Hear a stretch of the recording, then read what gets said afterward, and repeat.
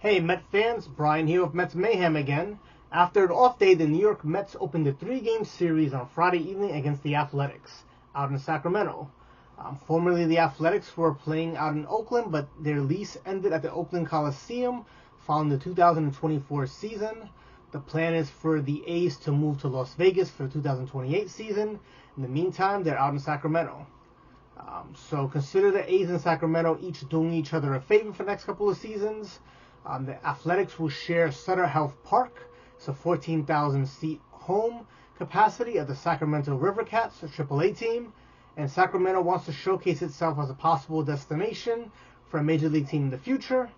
So while the A's need a temporary home in the Northwest region on favorable terms, Sacramento also gets something out of this as well. And here we go. Mets baseball against the A's in Sacramento. So the 8-4 Mets sending to the mound Griffin Canning, going up against the 5-8 A's, who send out lefty J.P. Sears to the mound. Now, Sears started off the top of the first inning by striking out Francisco Lindor and Juan Soto for 2 quick outs. Pete Alonso, one of the hottest hitters in all of baseball right now, continued that hitting by hitting a fly ball that dropped in for a base hit to center field. Sometimes you're lucky. When you're on a roll, things just drop in. That's Pete Alonso right now. So with the lefties starting, we have Sterling Marte batting behind Alonso, hitting cleanup. He grounded out to Jacob Wilson at shortstop, who completed the third out by firing over to Tyler Soderstrom at first base. And that's where the top of the first half ended. So we go to the bottom of the first inning. Griffin Canning decided to match Sears by striking out both Lawrence Butler and Brent Rooker for the first 2 outs in the bottom of the first inning. Tyler Soderstrom grounded out to Luis Angel Acuna at second, who threw over to Alonso at first base to record the third out of the inning. So now we move on to the top of the second inning. Brandon Nimmo's leading off, and Nimmo launched a deep fly ball over the right center field fence for his third home run of the season. So he put the Mets on the board 1-0. Mark Vientos, who's still trying to get things started, struck out swinging on a sweeper at the top half of the strike zone. When Vientos is going right, he would have stayed back on this pitch. He would have lined it to right field for a base hit at least. Right now he's still scuffling a little bit, but there are signs that he's coming out of it. I believe he's coming out of it. We just need to be patient. And, over the next week or so, we should start seeing some positive signs from Mark Vientos. So now we have Luis Angel Acuna getting the start against the lefty. And he lined a double to left field on a 1-2 pitch on a slider down and in into the left field corner. So now we had Luis Torrens back in the starting lineup after missing a few games off. And he hit a double of his own in the left field corner. So that scored Acuna. That gave the Mets a 2-0 lead. Jose Siri then struck out. And Sears was able to get Francisco Lindor to reach on a 1-0 outside changeup, pop it up to the right side. And Tyler Soderstrom, the first baseman, made the play for the third out. So we go to the bottom of the second inning. Shea Langeliers leading off for the A's. The Mets up 2-0. And Canning walked him on a 3-1 count. So we have J.J. Bleday, the center fielder for the A's, is now at the plate with a runner on first. And he likes the first pitch he sees, and he singles to the right side, putting runners on first and second with nobody out. Jacob Wilson, the shortstop for the A's, has gotten a hit in the first 13 games prior to this game.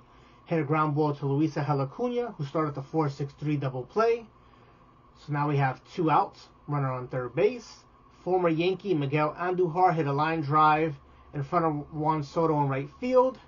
That drove in Shea Langeliers, so now it's a 2-1 game. And now we have another former Yankee, Gio Urshela. He singled out a ground ball up the middle, so now we have Andujar moving to second, Urshela at first base. No, we're not playing the Yankees. This is the Sacramento A's. So that brought up Max Muncy. No, he's not a former Yankee. He's actually a former Dodger. Muncy hit a line drive that Brandon Nimmo went back on. He spun around. He made a leaping grab about 5 feet from the warning track. Had he not caught that ball, 2 more runs would have scored.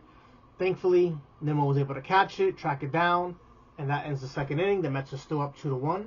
Moving on to the top of the third inning, and Juan Soto reaches first base on an error by the A's first baseman, Tyler Soderstrom. That brought up one of the hottest hitters in the majors right now, and Pete Alonso. After missing his first 2 pitches, J.P. Mears missed inside badly, hitting Alonso, now putting runners at first and second, and no one out. So Sterling Marte then took a 2-2 fastball at the top of the zone. He flew out to right field. Lawrence Butler made the play. However, it wasn't deep enough for Soto to tag up and move to third. So now we have runners still at first and second, and one out. This time will Brandon Nimmo coming to bat. And after homering in his first at bat on a pitch middle-ish down and in, Sears worked Nimmo outside the entire at bat, getting him to strike out on a 3-2 sweeper on the outside corner, belt high. So now we have runners on first and second still. Now we have 2 outs. Mark Vientos then came to the plate with runners still there, and he hit a fly ball tailing towards the right field foul line that Lawrence Butler slid and caught just shy, crashing into the sidewall. It's a pretty nice play, to be honest, especially considering he had to worry about the wall, the security personnel that was running around, and the stool that was left behind by the security personnel. Either way, the Mets had runners on first and second, no one out. They didn't cash in. So now we move to the bottom of the third inning. Mets are still up 2-1. Now in the bottom of the third inning, after making a nice play to end the top of the third inning, Lawrence Butler came to the plate, and Griffin Canning got him to fly out to Jose Siri in center field on a 1-0 changeup inside. Brent Rooker then banged the ball off the left center field wall that shot past Jose Siri, allowing him to get a triple. So now we have runner on third base and 1 out for the A's. A's first baseman Tyler Soderstrom grounded out to Pete Alonso, who fired home to Luis Torrens, who made the tag on Brent Rooker, who was out of the play. So now we have runner at first and 2 outs. The Mets are still up 2-1. Great play by Alonso there.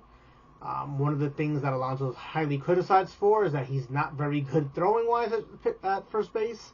And he made a nice play there and a great throw for Torrens to make that tag. So now we have Shea Langeliers, who then came up to the plate, first pitch hunting, but he lined out to Jose Siri in center field, and that ended the third inning. So that takes us to the top of the fourth inning, and Luis Angel Acuna worked a 3-2 count, and then he drew a walk on the ninth pitch of the at-bat. From what we've seen thus far of Acuna, he has a knack for working the count, driving a pitcher's count up. He then stole second base for his third stolen base of the season. For Acuna, being able to showcase that aspect of his game is going to be something that will go a long way in helping him stay on the Major League roster. So Luis Torrens then came up with a runner on second. He foul-tipped a 1-2 fastball right to the catcher's mitt for a strikeout. So now we have a runner on second with 1 out. Jose Siri was called out on strikes for the second out of the inning. And then Francisco Lindor then hit a softball back to J.P. Mears, who threw the ball over to Soderstrom at first. And that was the third out of the inning. So now we move on to the bottom of the fourth inning. Canning started the bottom of the fourth by striking out A's center fielder J.J. Bleday on a 1-2 foul tip that was held on to by Luis Torrens for the first out of the inning. The A's shortstop Jacob Wilson then hit a hard ground ball that was fielded by Lindor, who threw over to Alonso for the second out of the inning. And then Miguel Andujar, after falling behind 0-2, reached for a knuckle curve well off the plate outside, and he lined it out to Luis Angel Acuna at second. And that was the end of the fourth inning. So we move on to the top of the fifth inning, and Juan Soto doing what Juan Soto does, worked the count, got it to 3-2, then hit a line drive single to center field to lead off the top of the fifth inning for the Mets. Pete Alonso worked the count himself, getting to 2-2, found some pitches back. On the eighth pitch of the at-bat, he hit a double to center field. That drove in Juan Soto. Now the Mets have a 3-1 lead at this point. The A's decided that was enough for J.P. Sears. They decided to pull him. They brought on Mitch Spencer to face Sterling Marte, with Alonso at second and no one out. Marte worked the count to 3-2 before lining out to J.J. Bleday in center field for the first out. Alonso was not able to tag up on that play, so he remained at second base with 1 out. This brought up Brandon Nimmo.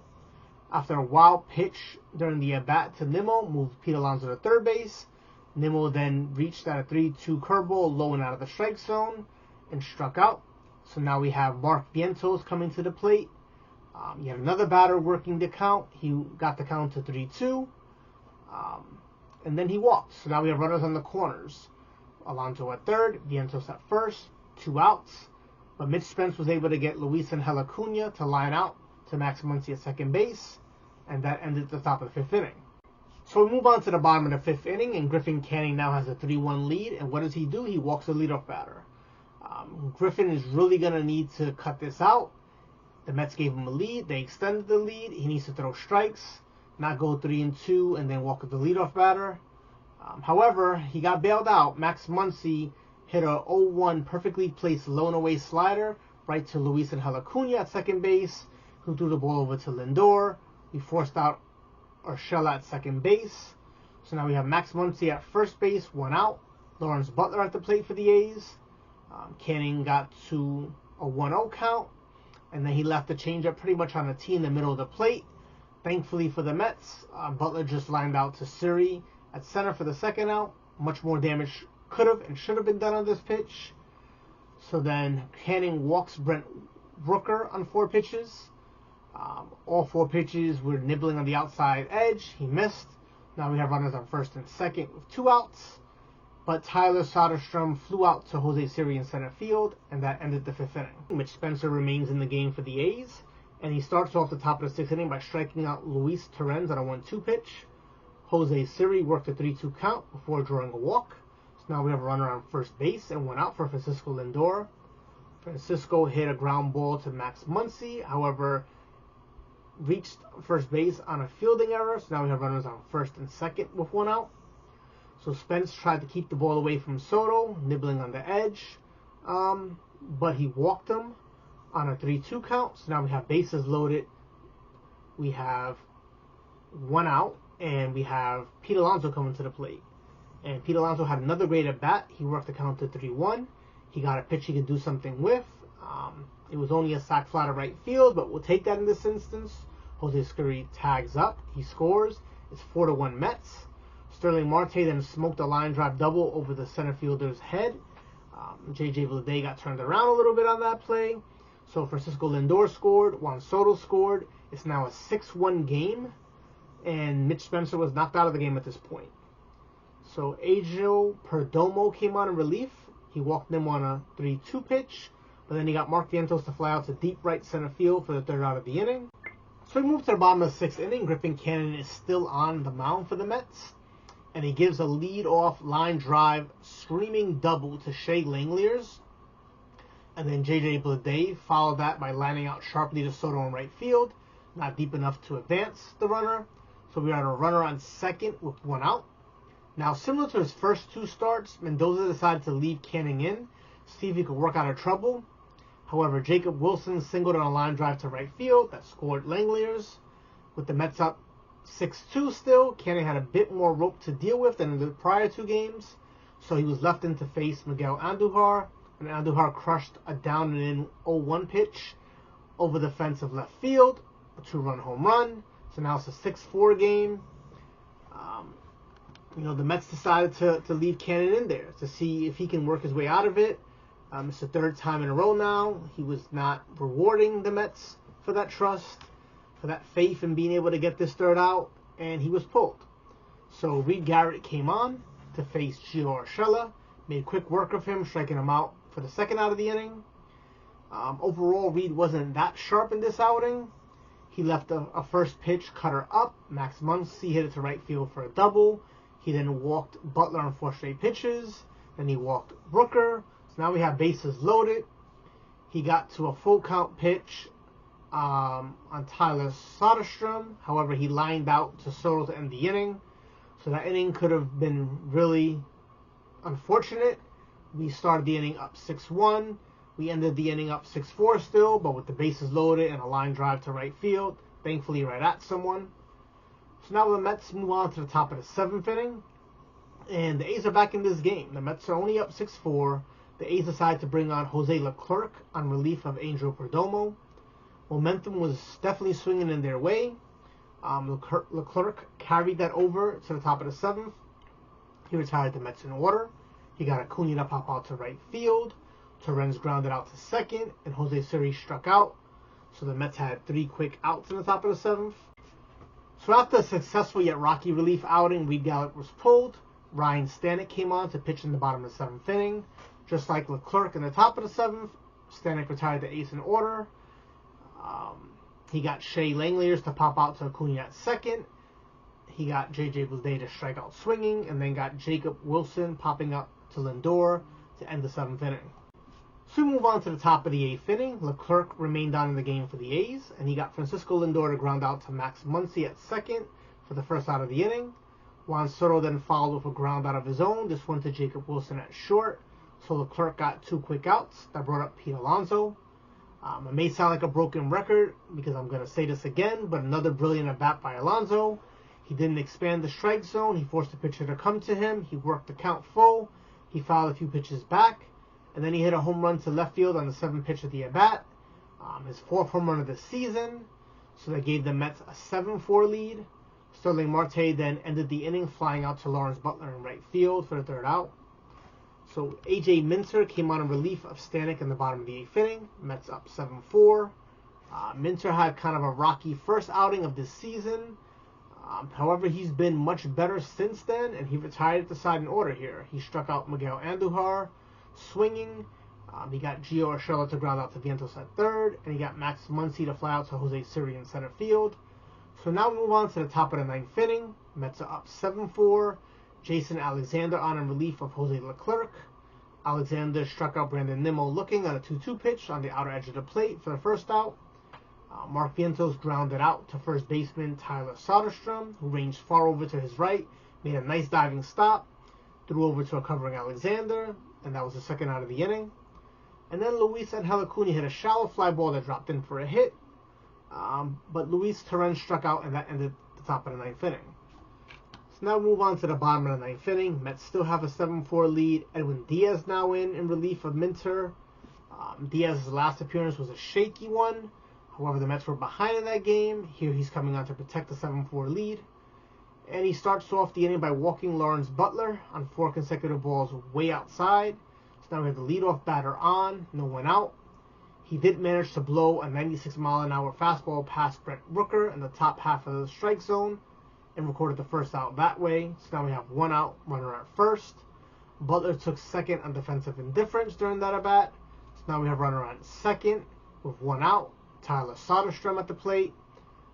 Diaz still couldn't find his control, and he ended up walking him on a 3-1 pitch, with Butler advancing to third base on ball 4. It was a wild pitch in the dirt, so now we have first and third.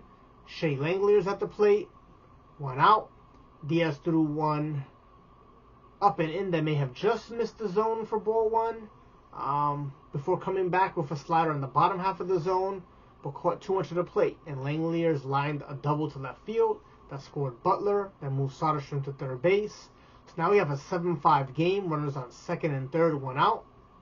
Max Schumann came on as a pinch runner for Langeliers at second, and Max Schumann came on to pinch run for Langeliers at second. So now we have runners on second and third, tying run at second in that, 1 out. So now we have J.J. Bleday at the plate. He wasn't having a very productive day so far. He hits a fly ball to left field. Diaz records a second out, but it's a sac fly to Nimmo. Soderstrom scores. We now have a 7-6 game. Nimmo, rightfully so, threw the ball into the cutoff, keeping Schumann at second, which is huge considering Diaz's control wasn't being what it typically is right now. We don't want to run around third and he uncorks a wild pitch and all of a sudden he scores. So now we have the A's shortstop Jacob Wilson coming to the plate. We have the tying run at second base, 2 outs, bottom of the 9th inning, and Diaz got him to hit a 1-2 ground ball to Acuna, who was playing deep at second base, almost right before the edge of the grass. Fielded the ball, made the throw over to Alonso, finally getting the third out of this inning. So after being up 6-1, the Mets held on and they win this game 7-6. So some takeaways from this game. Griffin Canning was given some rope again. He was allowed to get in trouble to see if he was going to be able to get out of it and see if he can pitch a little deeper into the game. The Mets had a decent-sized lead, so he was given more rope than his prior 2 outings, but he failed again for the 3rd consecutive start. So the final line for Canning was 5 1/3 innings. He allowed 4 runs. He gave up 7 hits. He walked 3 and he struck out 3. For the Mets, Brandon Nimmo got things going with his 3rd home run of the season. Pete Alonso had a pretty big day. He was 3 for 3 with 3 RBIs, including his 4th home run. And man, at the time, it didn't feel like it was that huge. It just extended the Mets lead from 6-4 to 7-4, but it ended up being the deciding run of this game. Starling Marte had a nice line drive double over J.J. Bleday's head in center field to score 2 runs. He's getting a bit more playing time now than anticipated because Jesse Winker is having a stomach bug, and Marte took advantage of it. I mean, that's all you can ask your players when they're put in that position, to make it difficult on the manager. If you're given some playing time, produce. Make it difficult to take you out of the lineup. And Starling Marte had a pretty good game today. Luis Angel Acuna also had a good game. He went 2 for 4. He stole his 3rd base of the season and continued to play good defense at second base. The Mets bullpen outside of Diaz got the job done. Now, while Reed Garrett was a little shaky, he still managed a very important 2/3 of an inning. He handed the ball over to Ryan Stanek and AJ Minter, who each pitched a 1-2-3 crisp inning apiece before handing the ball over to Diaz with a 3-run lead. Diaz was not very sharp again. He allowed 2 runs in his inning of work. He allowed 1 hit, but he walked 2 and only struck out 1. In his last outing, I stated how, if he was going to implode, I'd rather it have been done when we were behind in a game. And it didn't cost us a game. And boy, we were lucky that this didn't cost us the game today. We had a big enough lead in that 3-run lead, and Alonso hitting that home run to put us in that position, that we were able to survive the Diaz theatrics in the bottom of the 9th inning. So hopefully he can work out of whatever mechanical issues he's having right now and get things right. Because the way he pitched, if we were in that game with a 1-run lead, we would have blown that game. It would have been a very annoying way to lose, considering the Mets had a 6-1 lead at one point. So, all in all, the Mets held on to the game. They won 7-6. They moved to 9-4. They dropped the A's to 5-9. The second game of this series has David Peterson facing former Mets prospect JT Ginn. I'll be back to recap that game, but until then, Mets fans, let's go Mets.